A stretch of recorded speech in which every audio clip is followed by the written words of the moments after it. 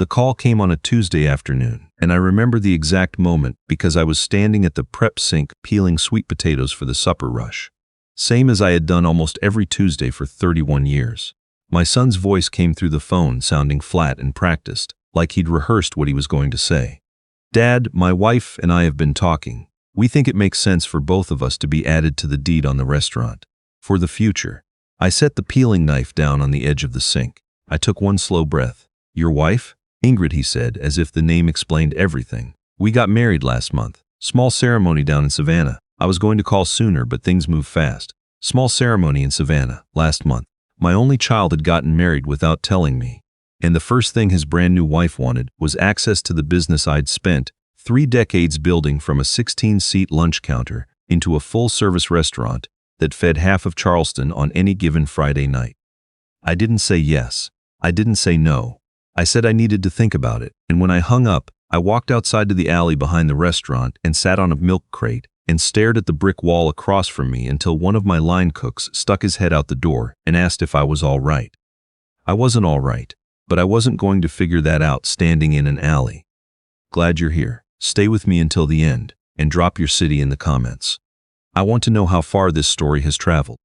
My wife passed when my son was 11 years old. Ovarian cancer diagnosed in March, gone by October. 7 months from the first doctor's appointment to the funeral, and every single day of those 7 months I spent either at the hospital, at the restaurant trying to keep the lights on, or at home making sure my son knew that whatever happened, his world was still standing. After she was gone, it was just the two of us.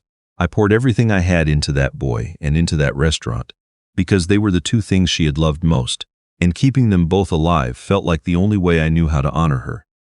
My son grew up in that restaurant, did homework at the corner table, bussed tables at 13, worked the host stand at 15, learned the line at 17. By the time he graduated high school, he could run a Saturday dinner service without me standing over his shoulder. I was proud of him in a way I don't know how to put into words. Proud and, I'll admit this now, maybe a little too grateful that he had chosen to stay close. After his mother died, the thought of him leaving felt like losing someone else I loved. So when he went to college an hour up the road instead of moving across the country, I told myself that was his choice. Looking back, I wonder how much of it was mine. He was 29 when he first mentioned he'd been seeing someone. He brought her up once or twice after that. Said she worked in real estate, that she was a little older than him, that she was sophisticated and well-traveled. I asked when I was going to meet her. He said soon. Soon became several months, and then the Tuesday call came, and now she was his wife, and she wanted her name on the deed to my restaurant. I called my attorney that same night, a man named Burke who has handled my business contracts for 15 years and has been around long enough to know when something doesn't smell right. I told him about the call. He was quiet for a moment. Did she give a reason? My son said it was about security, for the future. What kind of real estate does she work in? I don't know, he never said. Another pause. Don't do anything yet, Burke said, and don't tell your son you called me. I already knew all of that. I just needed to hear it from someone else. The next morning I called my son and told him I'd like to have dinner, before we talked any further about the restaurant. I wanted to meet Ingrid. He sounded relieved, which surprised me, and then he said he'd check her schedule. He'd check her schedule. My son was checking his wife's schedule to find a night when I could meet her. They came the following Thursday. I closed the restaurant to the public and set one table near the window, the same table where my son used to do his homework when he was 9 years old. I made everything from scratch. She walked in wearing a silk blouse and heels that were wrong for a restaurant with wood floors, and she shook my hand with the kind of practiced warmth that made me feel like I was being welcomed into a business meeting rather than the other way around. She was 43. My son was 29. She was polished in a way that made me feel, even as she smiled, like I was being assessed. She said the right things all through dinner, said she'd heard so much about me, said the food was incredible, said she admired what I'd built, but every compliment had an angle to it. This location must be worth a fortune now that the neighborhood has changed. I imagine you've thought about what happens to a business like this when the owner eventually steps back. She circled the restaurant the way a contractor circles a house, trying to figure out what it would cost to take it apart. After dinner, when my son stepped away from the table, she leaned forward and looked at me with a smile that didn't reach her eyes. "I want you to know I understand how much this place means to you," she said. "That's exactly why Archer and I want to be involved. To protect it. The word protect landed like a closed door. I didn't say anything about the deed that night, but the next morning I called Burke and told him I needed a full background check. He didn't ask why. What he found took 4 days to put together, and when he called me back his voice had the measured tone of someone delivering a diagnosis. "She's been married twice before," he said. "Your son thinks it was once." He told me it ended in divorce. Twice. The first marriage ended in 2015. That husband was 58 years old, owned 3 auto repair shops in Savannah. By the time the divorce was finalized, the shops were gone. He'd signed over controlling interest during the marriage, apparently voluntarily, and she sold off the assets during a period when she held power of attorney. Was any of it prosecuted? Her attorney argued marital dispute. Nothing stuck. He was left with debt and a story nobody believed. And the second marriage? Burke paused long enough that I already knew what was coming was worse. The second husband had a cardiac event 8 months after the wedding. He was 61, no prior heart history. He owned a small chain of laundromats in Macon. By the time he was discharged from the hospital, the business accounts had been drained. She filed for divorce 2 weeks after he came home. I sat at my kitchen table and stared at the wall for a while. "Burke," I said, "how long between the second marriage ending and her showing up in my son's life?" "Roughly 4 months." "And how old were both of those men?" 58 and 61. I didn't need to say the rest out loud. We both understood it. Small family businesses, no partners, owners who were older, who had things worth taking, and who had no one watching closely enough to notice the money moving until it was gone. I asked Burke to find the first husband. He called me 2 days later with a phone number in Savannah. I called it, and a man with a voice that sounded used up answered. He didn't hang up when I explained who I was. He talked for nearly an hour. "I should have listened to my brother," he said. "From the beginning he told me something was wrong. But she had a way of making you feel like your family was the problem, not her." By the time I figured out what was happening with the business, there was nobody left who'd help me. "How did she do it?" I asked. "Gradually," he said. "Always something that sounded reasonable on its own. She needed to be on an account to help with cash flow while I was traveling. She needed a power of attorney for something routine. Each thing looked harmless. It was only when you stepped back and looked at all of them together that you saw she'd been moving the pieces for months." I thanked him and hung up. Then I drove to the restaurant, walked through the front door, and stood alone in the middle of the dining room. My wife's photograph hangs on the wall near the host stand, a black and white photo from the year we opened, her standing in the doorway with a spatula in one hand and a coffee cup in the other, laughing at something just off camera. I stood there looking at her and thought about the fact that my son had grown up in this room, under this roof, surrounded by 31 years of his mother's memory, and that someone had looked at all of that and seen a transaction. I went home and called Burke and told him what I wanted to do. The first thing I did was quiet and legal, and on the surface completely boring. I restructured the restaurant into an LLC and placed my ownership into a revocable trust with specific provisions. No transfer of ownership could occur without the written consent of a 3-person board, which included Burke, my accountant of 20 years, and a family friend who had known me since before my son was born.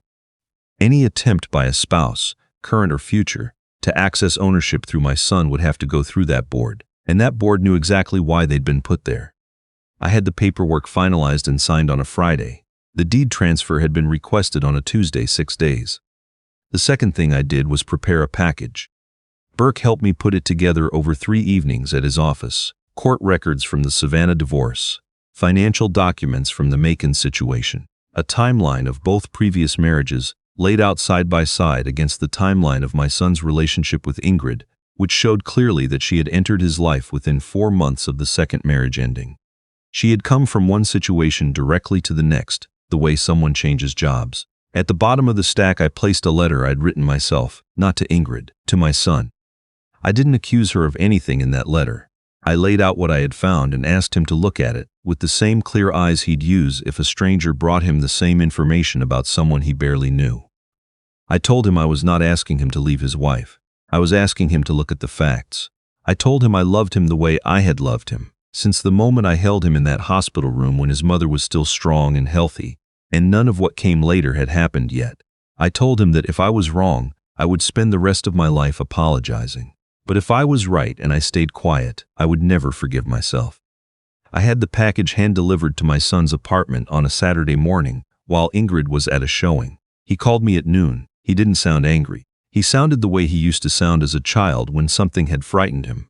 Careful, contained, like he was moving through a room in the dark and didn't want to knock anything over.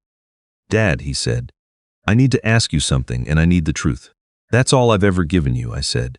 "Did she ask you about the restaurant before that call she had me make?" A long pause. "She asked me about it on our second date," he said. "She said she thought it was impressive that you'd built something that could pass down in the family.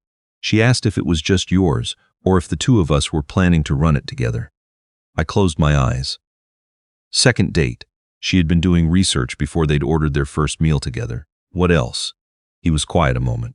"About a month before we got married, she said it might be a good time to get me legally added to the business, before things got complicated with estate planning. She said she was just thinking ahead." "And you told her?" I said I'd think about it. I thought she was trying to help. I didn't say anything for a moment. "Son," I said finally, "I need you to go look at the dates in that folder. The dates she appeared in your life against the dates the last marriage ended." I heard paper moving, then silence, then very quietly, "Dad, these are 4 months apart." "I know. She went from one marriage directly into." He stopped. "I know," I said. "Dad." His voice did something it hadn't done since he was a kid. It cracked just slightly, just enough. "Yeah," I said. "I think I made a mistake." We met the next night at the restaurant, just the two of us, at that corner table. He sat across from me looking like he hadn't slept in 2 days, and I sat across from him and looked at my kid, the kid who used to fall asleep in the corner booth at closing time, who burned his first batch of roux at 15 and called me crying because he thought he'd ruined the whole pot, who gave the eulogy at his mother's funeral at 11 years old and made every grown adult in the room weep.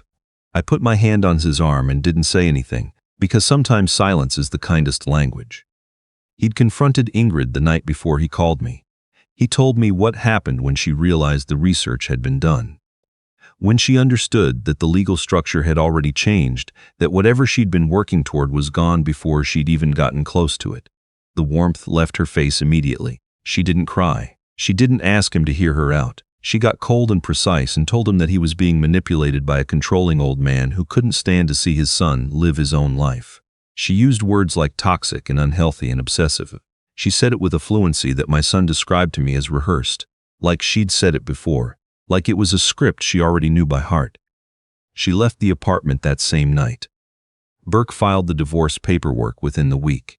When her attorney sent an initial inquiry about my son's future claim to the restaurant, implying that as an heir he might have standing she could access, Burke responded with a single document: the trust structure, the board composition, and the date it had been established. She had no legal avenue to the restaurant. She never had. Her attorney stopped calling.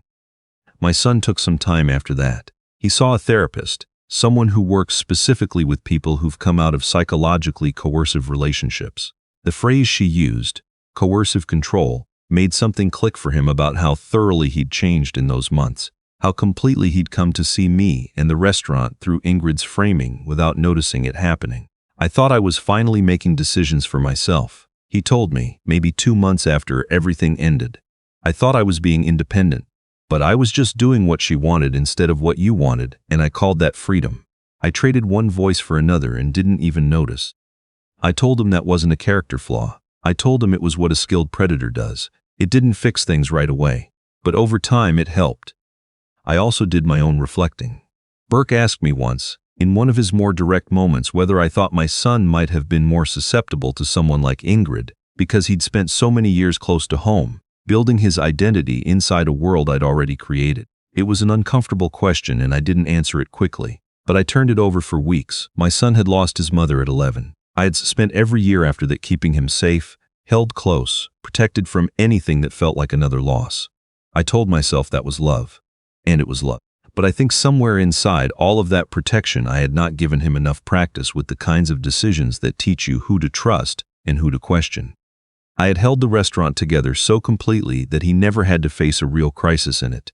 I had made his world very safe, and when someone came along offering him something that looked like a bigger world, he didn't have the experience to recognize the shape of what he was walking into. I told him that. He said I didn't need to apologize. I told him that was kind, but I was going to do it anyway, because I wanted to be honest with him in both directions. We were sitting at the restaurant after closing with a bottle of bourbon his mother would have disapproved of, and it was the most honest conversation we'd had in years. Maybe ever, he cried some. I'm not going to pretend I didn't. The divorce was finalized 8 months after it started. Ingrid walked away with nothing from our family. Burke heard through a contact in Savannah that she had moved to a new city not long after, and was active on a dating app, her profile describing her as recently divorced and looking for something real with someone who had roots. I don't know what happened to her after that. What I know is she's someone else's concern now, and I hope whoever crosses her path next has someone in their corner who's paying attention. That was 3 years ago. My son runs the restaurant with me now, not because I handed it to him, but because we talked it through and built something together that felt earned on both sides. He handles the front of house and the books. I handle the kitchen, the sourcing, the farmers I've been buying from for 2 decades. It works better than it ever has, honestly, because we're both there by choice rather than habit or guilt. He's been seeing someone new for the past year.